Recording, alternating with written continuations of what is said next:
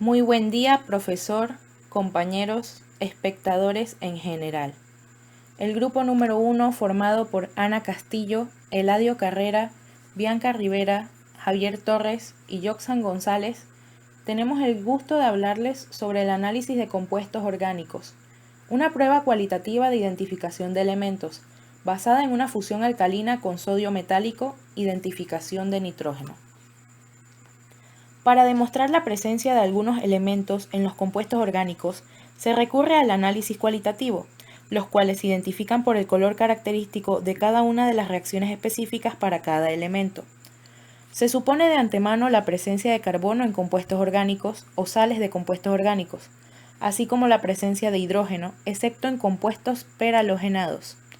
Los heteroátomos más corrientes encontrados en los compuestos orgánicos son los halógenos, oxígeno, azufre, nitrógeno y fósforo. La detección de oxígeno es relativamente difícil por medio de análisis cualitativo y nos apoyaremos en datos de solubilidad para conocer su presencia. Las pruebas cualitativas de la mayoría de los elementos se basan en reacciones que involucran un anión del elemento, por ejemplo, los haluros, sulfuros y cianuros. De aquí que se requiera una descomposición del compuesto. Esto se hace generalmente por la prueba de fusión con sodio metálico. Hay unos cuantos elementos como el fósforo, azufre, silicio y boro que realmente se detectan más fácilmente como oxianiones, formados por descomposición oxidativa del compuesto orgánico con peróxido de sodio. Para detectar hierro, se debe incinerar la muestra e identificar el ion de hierro tercero de las cenizas. Al agregar ferrocianuro de potasio en una solución acidificada de las cenizas, reaccionar se formará un ferrocianuro férrico de color azul, conocido comúnmente como azul de Prusia. Basándonos en investigaciones sobre el análisis elemental cualitativo, los elementos utilizados como materiales y reactivos fueron tubo de desprendimiento, tubos de ensayo de 25 por 250, tubos de ensayo de 16 por 50, papel filtro, pinzas de metal o madera, mechero y espátula. Y por la parte de los reactivos tenemos etanol, sodio metálico, como muestra orgánica una mezcla de caseína y urea al 50%, más cloruro de sodio al 3%, sulfato ferroso al 5%, hidróxido de sodio al 10%, ácido sulfúrico al 20% y cloruro férrico al 5%. Se debe seguir estrictamente todas las indicaciones que se dan sobre la forma correcta de manipular el sodio metálico y de realizar la fusión. Para poder identificar el nitrógeno en muestra, primero se debe realizar la fusión alcalina con el sodio metálico, basándonos en el siguiente procedimiento. Fijar un tubo de ensayo limpio y seco al soporte. Colocar un trozo de sodio de unos 3 milímetros de lado en el tubo y calentar el tubo suavemente con una llama pequeña hasta que se levante una nube de vapores de sodio a unos 2 centímetros del fondo del tubo. Retirar de la llama e inmediatamente dejar caer unos 10 miligramos del material orgánico que se analiza, de tal forma que caiga directamente en el fondo del tubo, evitando que toque las paredes del mismo. Calentar el tubo y su contenido un poco más fuertemente y repita la separación de la llama y la adición del material orgánico 2 veces más. Luego calentar el tubo fuertemente hasta que se ponga al rojo vivo. Dejar que el tubo se refresque y agregar gota a gota 2 centímetros cúbicos de etanol absoluto para que reaccione con el resto de sodio libre. Remover el tubo del soporte y calentar el tubo nuevamente hasta que se evapore el alcohol. Luego agregar 15 centímetros cúbicos de agua destilada al tubo. Tratar de disolver el residuo de la disolución con un policial. Hervir suavemente la solución por unos 3 minutos y luego filtrar la solución mientras aún esté caliente. Una fusión adecuada se caracteriza por la presencia de un filtrado claro e incoloro. Se debe recoger ese filtrado en un tubo limpio y guardarlo para la identificación del nitrógeno. Luego de este proceso pasamos a la identificación de nitrógeno por medio de los siguientes pasos. Identificación de nitrógeno. Pese 3 centímetros cúbicos de filtrado obtenido en la prueba anterior en un tubo de ensayo. Agregue el hidróxido de sodio al 10% gota a gota, hasta que la solución sea alcalina al papel tornasol. Ahora agregue de 5 a 8 gotas de la solución de sulfato ferroso al 5%. Caliente suavemente la solución por 1 minuto y luego filtra. Acidifique el filtrado agregando gota a gota ácido sulfírico al 20%, usando papel tornasol como indicador. Luego agregue 5 gotas de solución de cloruro férrico al 5%. La formación de precipitado azul de ferrocianuro férrico indica la presencia de nitrógeno en la muestra. Reacciones. La primera reacción, que fue la de fusión alcalina con sodio metálico, se da entre una muestra problema y el sodio metálico. La muestra problema contiene carbono, hidrógeno, oxígeno, nitrógeno y azufre, las cuales reaccionan con el sodio metálico formando cianuro de sodio, hidróxido de sodio y sulfato de sodio. En las reacciones para identificación de nitrógeno, el cianuro de sodio formado en la fusión sódica se convierte en ferrocianuro férrico, conocido como azul de Prusia, mediante la adición de sulfato ferroso y cloruro férrico, de acuerdo con las siguientes reacciones. Al hervir la solución alcalina de los iones ferrosos, algunos de ellos se oxidan a iones férricos hierro más 3, y para disolver los hidróxidos férricos se agrega ácido clorhídrico. En este caso, el cianuro ferroso obtenido al inicio reacciona con exceso de cianuro de sodio para formar ferrocianuro de sodio. El cloruro férrico reacciona con el ferrocianuro de sodio para dar un complejo soluble de color azul de Prusia brillante. Finalmente, si la sal está en exceso, el producto originado es un azul de Prusia insoluble. A continuación, en la siguiente diapositiva, se estarán explicando los grupos funcionales.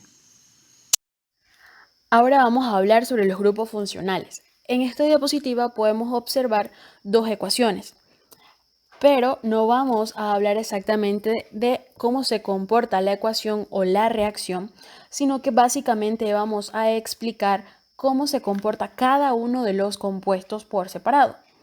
Bien, primero tenemos al cianuro de sodio, la cual es una sal básica, es un compuesto sólido e incoloro que se hidroliza en presencia del agua. Luego tenemos al sulfato ferroso, el cual es una sal neutra de color azul verdoso. Bien, esta reacción da como producto el ferrocianuro de sodio, que es una sal aloidea cristalina de color amarillo, soluble en agua e insoluble en alcohol. Y también nos da como producto lo que es el sulfato de sodio, que es una sal neutra, es incolora y cristalina, con buena solubilidad en el agua, pero es insoluble en solventes orgánicos, exceptuando la glicerina. Con esto terminamos de explicar los compuestos de la primera ecuación. Ahora bien, vayamos a la segunda ecuación, donde primero iniciamos con el ferrocianuro de sodio, que ya dijimos que es una sal aloidea. Luego tenemos lo que es el sulfato férrico, que es una sal sólida de color amarillo que cataliza en el sistema rómbico y es soluble en agua a temperatura ambiente.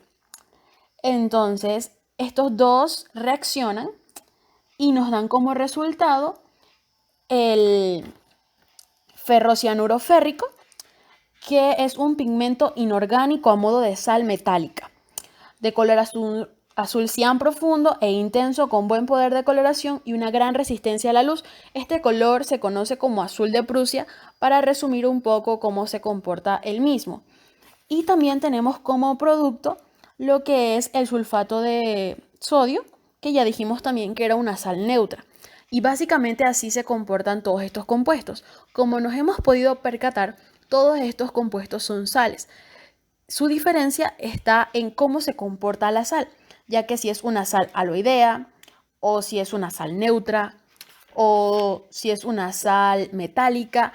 En esto consiste la diferencia de cada uno, pero recordemos que todas son sales. En la función alcalina con sodio metálico podemos determinar la presencia de nitrógeno mediante la aparición de un precipitado o coloración, que puede ser un azul denominado azul de Prusia o un verde. Este color verde nos va a indicar que la función con sodio no se ha podido completar o hubo algún pequeño error en la manipulación de los reactivos. Ahora, ¿qué es este azul de Prusia? Es denominado el primero de los pigmentos modernos de tono cianverdoso. Tiene una gran fuerza tintoria, pero su permanencia a la luz es relativa. Es un hexacioferrato férrico o ferrocianuro férrico que fue descubierto de manera accidental por Heinrich Diesbach, que lo obtuvo a partir de experimentar con un colorante de óxido férrico rojo. A pesar de ser uno de los compuestos sintéticos conocidos más antiguos, la composición del azul de Prusia seguía siendo incierta durante muchos años. La identificación precisa del azul de Prusia se complicó por 3 factores. El primero, el azul de Prusia es extremadamente insoluble, pero también tiende a formar coloides. El segundo, las síntesis tradicionales tienden a pagar composiciones impuras. Y el tercero fue que incluso por el azul de Prusia es el análisis cristalográfico, rutina estructuralmente compleja, desafiante. La determinación del nitrógeno no es tan fácil debido a varios inconvenientes presentes en la función sódica. El primero es que muchas sustancias volatilizan antes de que la función sódica comience, por tanto será necesario hacer la función por otro método. Otro inconveniente es que algunos compuestos pueden dar su nitrógeno como nitrógeno elemental. Y el último inconveniente es que algunos compuestos polinitrocompuestos, azocompuestos, derivados del pirrol, proteínas y otros, reaccionan muy lentamente, de tal modo que molestan para dar pruebas realmente positivas. Aplicación a su área de estudio, relación con el curso y su carrera de estudio. La química orgánica es una de las áreas fundamentales de la química y su componente experimental es, sin lugar a duda, una experiencia científica única, divertida y además muy fascinante. En este contexto, es precisamente el laboratorio el escenario donde los químicos, la gran mayoría de las veces, materializan de una manera casi artística la mayoría de los conceptos que involucran la teoría. La química orgánica también estudia la interacción de ciertos contaminantes sobre los seres vivos y los procesos de degradación y remediación de estos. El monóxido de carbono es un ejemplo, muy sencillo. La molécula de este gas tiene unas 0,01 veces más unidad por el grupo hemo de la hemoglobina que el oxígeno, formando una molécula específica, la carboxihemoglobina, disminuyendo la concentración de oxihemoglobina y con ello la difusión de oxígeno a los tejidos óseos. De esta ciencia se desprende además que la química orgánica es fundamental para tratar todos los compuestos que son formados con carbono, combinándose generalmente con el hidrógeno, lo que es conocido como hidrocarburos, o bien con otras sustancias, dando lugar a los denominados compuestos orgánicos. Estas sustancias abundan notoriamente en los seres vivos e interactúan con nosotros, por ejemplo, en la obtención de energía, siendo frecuente en nuestra alimentación diaria la incorporación de hidratos de carbono.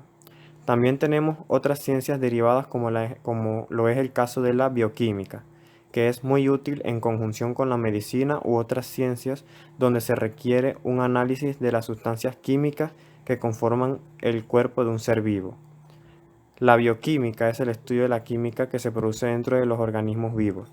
Se centra especialmente en la estructura y función de los componentes químicos de los organismos. La bioquímica gobierna todos los organismos vivos y todos los procesos que ocurren en ellos. Los procesos bioquímicos ayudan a explicar la complejidad de la vida mediante el control del flujo de información y mediante la señalización bioquímica y el flujo de energía química a través del metabolismo. Un ejemplo que puede relacionar este tema con nuestra carrera puede ser pruebas de nitrógeno ureico en la sangre.